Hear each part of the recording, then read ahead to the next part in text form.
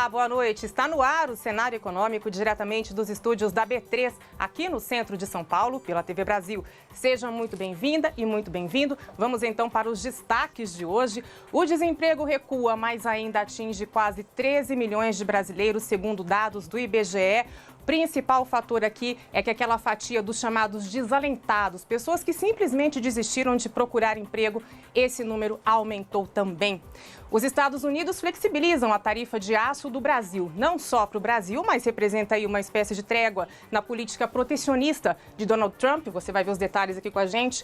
Número de empresas inadimplentes cresce em julho, é a terceira alta seguida acima dos 9%, e você vai saber por que as empresas ficaram assim com as dívidas sem pagamento. O dólar bate R$ 4,21 na mais alta do dia, recua com a atuação do Banco Central. A gente tem aqui fatores externos e internos, a gente explica tudo.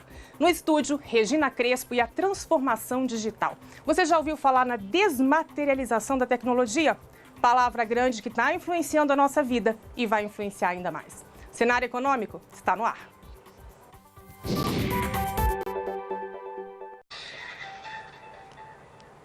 A gente começa falando então sobre o número de desempregados do IBGE. Foi divulgado hoje. A gente vai dar uma olhada aqui na tela. O desemprego, então, recuou 12,3% no quarto trimestre deste ano, de 2018. Ainda assim, o país tem 12.900.000 desempregados, uma fatia muito alta da população. Mas sim, claro, a gente tem aí uma recuperação, algum alento no sentido de que aumentou o número de pessoas ocupadas no país. Para a gente ter uma ideia, na comparação, nesse mesmo período, quarto trimestre de 2017, eram 13.300.000 brasileiros que estavam desempregados. O grande destaque, a gente vai ver agora, é essa porcentagem dos chamados desalentados. Subiu 17,8% nesse período, quarto trimestre, e isso representa 4.818.000 brasileiros que, quando foram perguntados pelo IBGE, declararam que simplesmente não estavam procurando emprego porque desistiram. Foram procurar, não conseguiram várias vezes, não conseguiram muitas vezes e simplesmente desistiram de procurar. Não porque não precisam do emprego ou não porque não têm disposição. É de tanto ouvir não, de tanto ouvir negativa. Essas pessoas estão desalentadas. Como eu disse, a maior alta em um ano é um número preocupante. Apesar da melhora que a gente teve, esse número ainda continua muito alto e esse é o grande destaque dessa pesquisa do IBGE. A gente tem agora essa chamada taxa de subutilização. O que é que significa isso? A gente tem 27.600.000 brasileiros que poderiam estar empregados. É gente na ativa, que poderia estar trabalhando, que poderia estar ajudando a economia do país, mas que simplesmente não encontra postos de trabalho. Essa alta é de 24,5%. E quem que está nesse grupo aí dos 27 milhões de brasileiros, quase 28 milhões, que não conseguem emprego? 12,9 milhões desempregados de fato, não tem trabalho. 6,6 milhões são os subocupados. O que é isso? Faz um bico aqui, faz um bico ali, o chamado trabalho intermitente também, que agora foi regulamentado com a reforma trabalhista. São pessoas que trabalham aqui e acolá quando encontram alguma coisa para fazer. 8 milhões de pessoas, 8,1 milhões de pessoas que poderiam trabalhar. Aqui entram aqueles desalentados que a gente falou e aqueles que não têm disponibilidade para trabalhar. O que é isso? É uma pesquisa, né? Então, pontualmente, o IBGE chegou lá e perguntou, está trabalhando, está procurando emprego? Esse pessoal aqui que não tem disponibilidade é aquele que no momento da pesquisa, uma mãe que teve filho, então está ficando em casa, não está podendo trabalhar, alguém que por algum motivo pontual não estava trabalhando naquele momento. O destaque, eu insisto, é essa situação aqui dos desalentados, porque é um percentual muito alto e são pessoas que simplesmente desistiram. E a gente sabe que quando as pessoas desistem, o reflexo na economia envolve, né, aquele chamado ciclo virtuoso da economia. Quando as pessoas desanimam, elas não procuram emprego, elas não investem e aí a gente entra naquele ciclo vicioso que não é bom. Trabalho com carteira informal. 33 mil com carteira assinada, 33 milhões de trabalhadores com carteira assinada, segundo o IBGE, 11 milhões e 100 mil sem carteira assinada, 23 milhões de pessoas, de brasileiros, estão trabalhando por conta própria. Esses são os números da pesquisa do IBGE. Rendimento médio também foi calculado na pesquisa. R$ 2.205 é o rendimento médio do trabalhador brasileiro e em 2017 era de R$ 2.188. Bom, acabamos aqui. Nós vamos então agora a São Paulo conversar com a repórter Anne Zanetti, porque aumentou pela terceira vez seguida o número de empresas que estão inadimplentes. Mas quem conta pra gente os detalhes desses números é a Anne. Anne, boa noite, bem-vinda. Olá, Vanessa, boa noite a você e a todos. É isso, o número de empresas inadimplentes cresceu 9,38% em comparação com julho do ano passado, isso de acordo com os dados do Serviço de Proteção ao Crédito. É o terceiro mês seguido que a inadimplência cresce acima dos 9%. E essa alta foi puxada principalmente aqui pela região sudeste, que teve um aumento de mais de 16% na quantidade de empresas devedoras. Nas outras regiões, também houve uma alta, mas em níveis menores, abaixo de 5% em todas elas. Então, do total de empresas devedoras, quase metade, 46%, são do comércio, seguido pelo setor de serviços, com 40%. Já as indústrias correspondem a 9% do total e a agricultura com apenas 0,5%. Na média, cada empresa devedora tem aproximadamente 2 contas que não foram quitadas. Já a recuperação de crédito, que mostra o processo de pagamento de dívidas em atraso, avançou um pouco, 2% no último ano, mas 4 das 5 regiões apresentaram queda no volume de quitação. Apenas a região sudeste é que teve crescimento. Vanessa.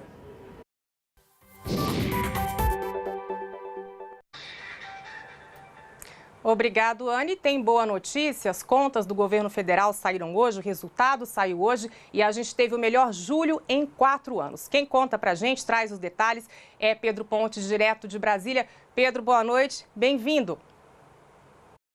Boa noite, Vanessa. Boa noite a todos que acompanham o cenário econômico. As contas do governo apresentaram um rombo de 7,5 bilhões de reais em julho. A informação é da Secretaria do Tesouro Nacional. Apesar do saldo negativo, foi o melhor resultado para este mês em 4 anos. Isso significa que as despesas do governo federal no mês passado superaram as receitas com impostos e contribuições. Esse resultado não inclui na conta os gastos com pagamento de juros da dívida. Portanto, o rombo fiscal caiu mais de 62% em relação ao mesmo mês do ano passado, quando bateu recorde para meses de julho ao somar mais de 20 bilhões de reais. A melhora do resultado das contas do governo no mês passado está relacionada com a boa arrecadação que teve o melhor mês de julho em 7 anos, puxada pelas receitas com royalties do petróleo, que vive um momento de alta no mercado internacional e também com o aumento da tributação sobre combustíveis.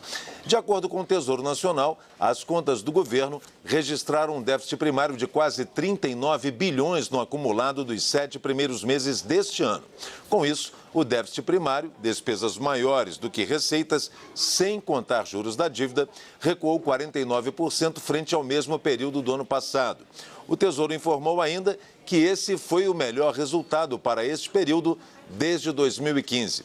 O desempenho das contas públicas neste período pode ajudar o governo no cumprimento da meta fiscal para 2018. Para este ano, o governo está autorizado a ter um déficit de até 159 bilhões de reais. Esse valor também não inclui os gastos com juros da dívida.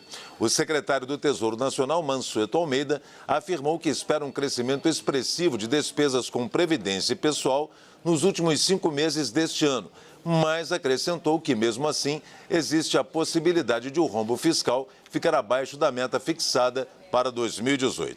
É isso, Vanessa. Boa noite para você e para aqueles que acompanham o cenário econômico.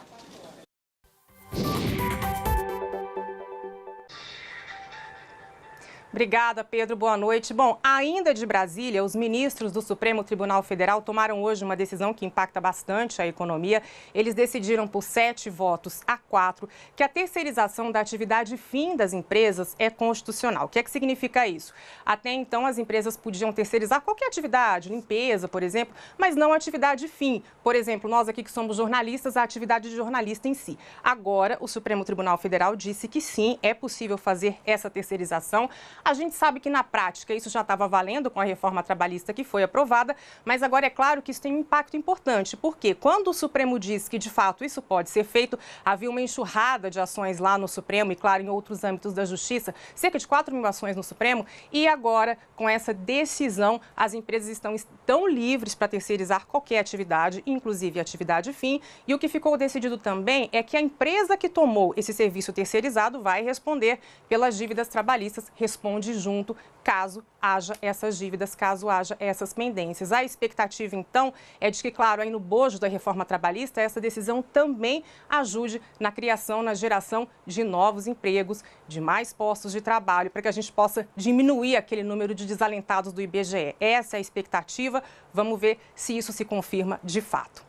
A gente vai agora ao Rio de Janeiro conversar com Flávia Grossi, porque parece que o presidente norte-americano Donald Trump deu, Flávia, um refresco aí nessa questão do protecionismo americano, um refresco no que se refere à sobretaxa do aço, que inclui o Brasil. Explica pra gente, Flávia. Boa noite, bem-vinda. Obrigada, Vanessa. É um prazer falar com você. Boa noite para você também, para todos que nos assistem. É isso mesmo. O presidente americano Donald Trump decidiu aí afrouxar essas sobretaxas impostas às importações do aço vindo não só do Brasil, mas também da Argentina e da Coreia do Sul. O que isso significa na prática? Que a partir de agora, as empresas americanas que comprarem aço do Brasil não vão mais ter que pagar 25% a mais acima do preço original. Isso só vai acontecer se os Estados Unidos, se as empresas comprovarem falta de matéria-prima no mercado interno. Essa medida, Vanessa, foi tomada depois que o Trump foi bastante pressionado pela indústria americana. O Departamento de Comércio americano apresentou um relatório para o presidente mostrando que as empresas do país estavam sofrendo com a falta de matéria-prima. A gente relembra o caso. Em março deste ano, o presidente Donald Trump impôs uma tarifa de 25% em cima das importações de aço e 10% sobre as importações de alumínio. Essa decisão aí desencadeou uma guerra comercial, principalmente com a China. Esse anúncio agora feito pela Casa Branca de flexibilização da taxa em cima do aço vai ajudar a economia brasileira, já que o Brasil é o segundo maior fornecedor de ferro e de aço dos Estados Unidos. Vanessa.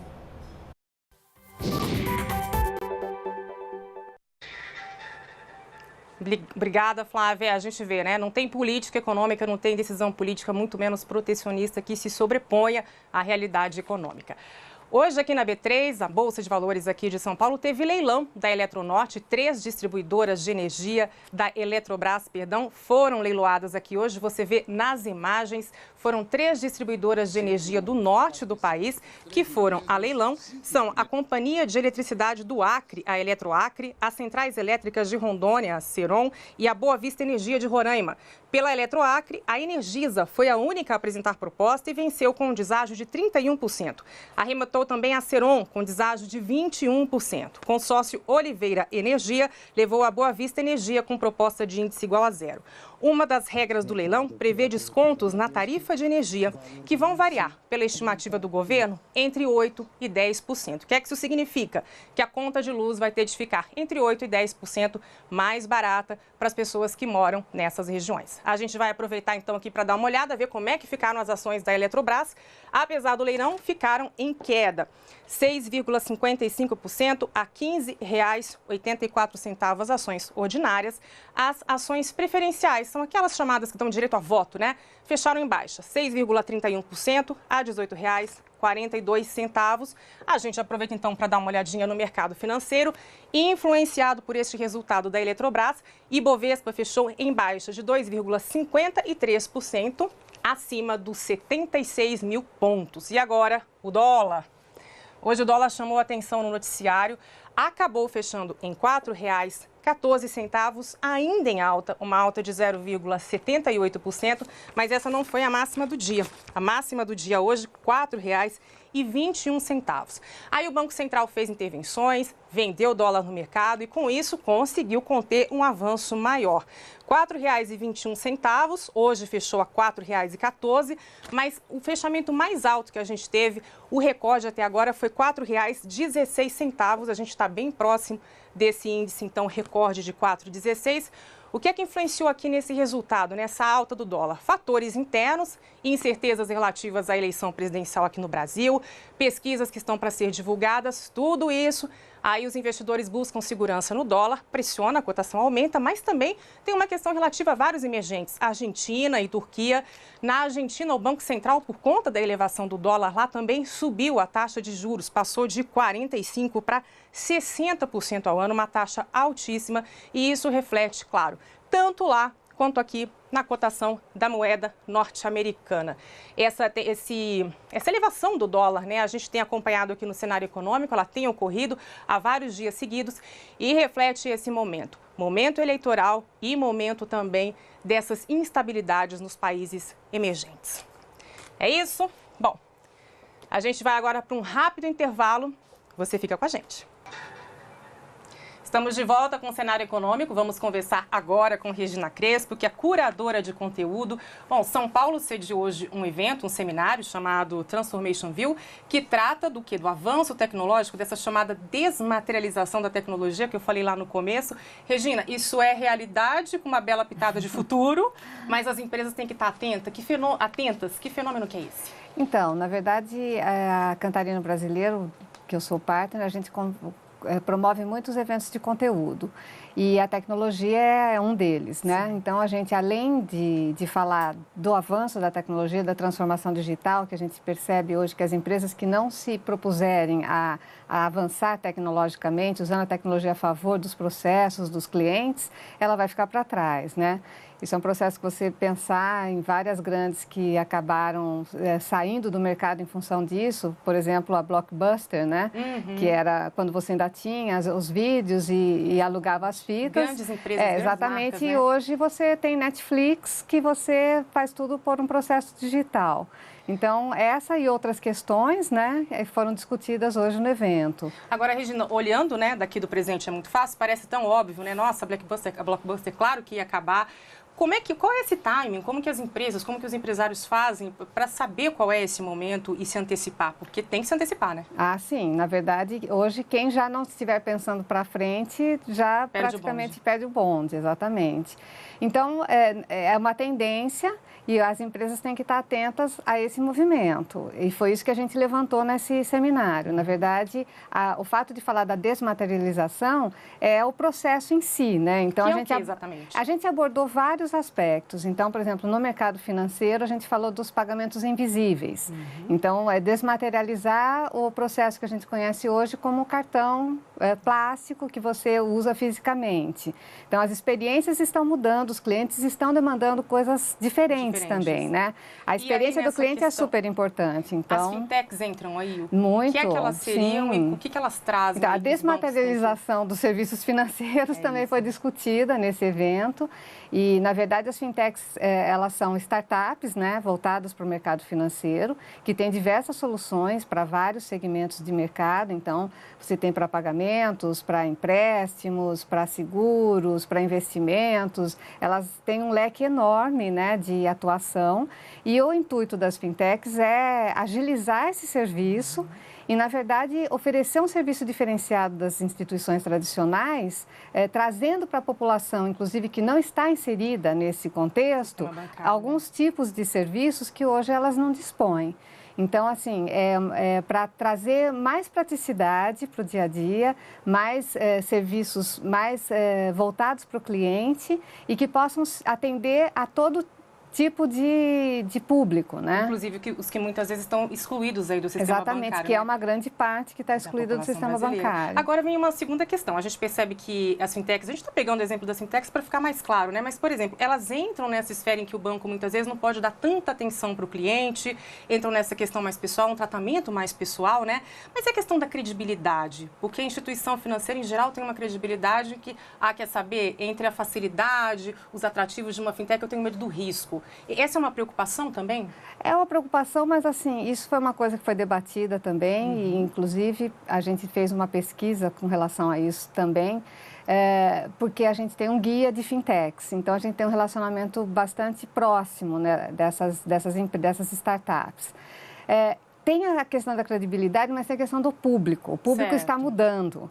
Então, se você pensar nessa geração millennials e agora a geração Z, que é a nativa digital, na verdade, eles não têm nenhum interesse em se relacionar com uma instituição tradicional. Eles preferem qualquer coisa que seja mais prático, que eles possam fazer na ponta dos dedos, em que a interação é imediata, que não tem...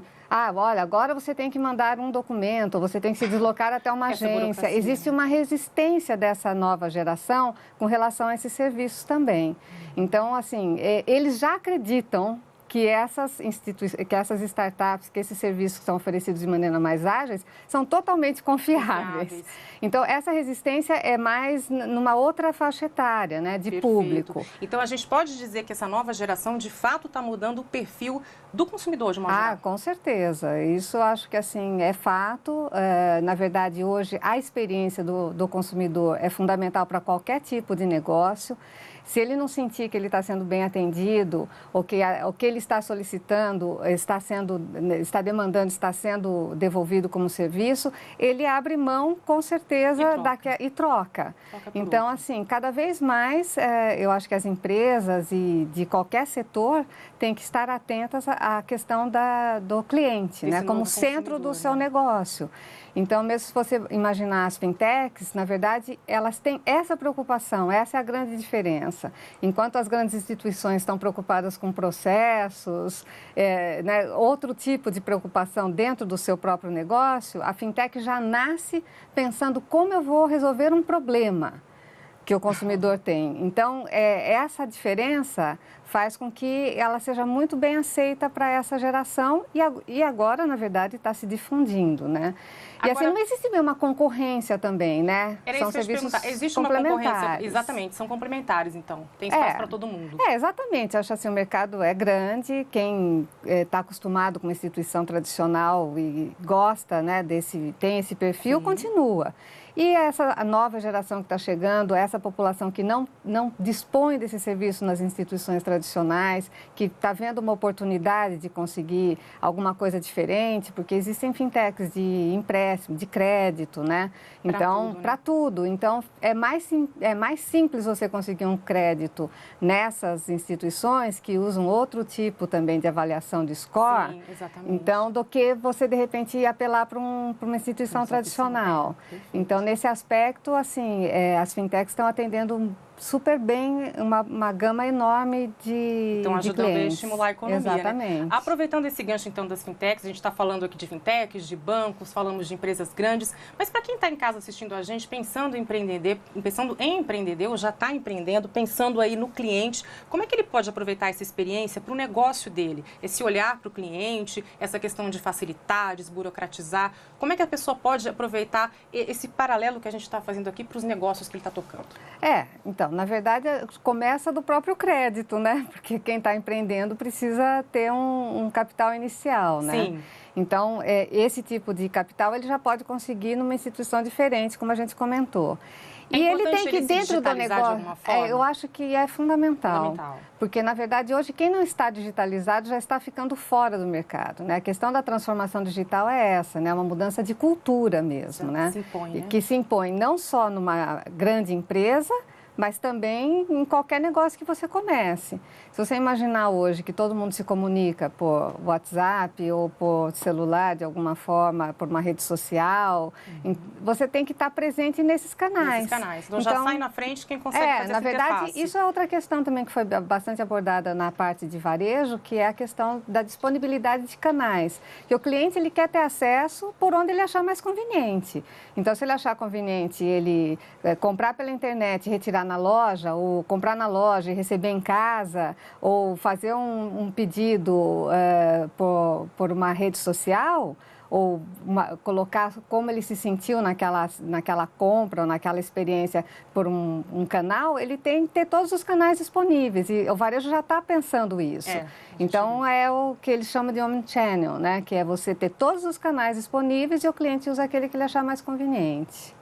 Obrigada, Regina, por sua participação aqui, pelas informações. Obrigada, Vanessa. E a gente sabe, né, a gente vê isso na realidade no dia a dia e o cliente fala mesmo, né, e o nome da empresa, a gente fica sabendo da reputação dela por ali também. O Cenário Econômico de hoje acabou, a gente se encontra amanhã de novo. Eu espero você, até lá.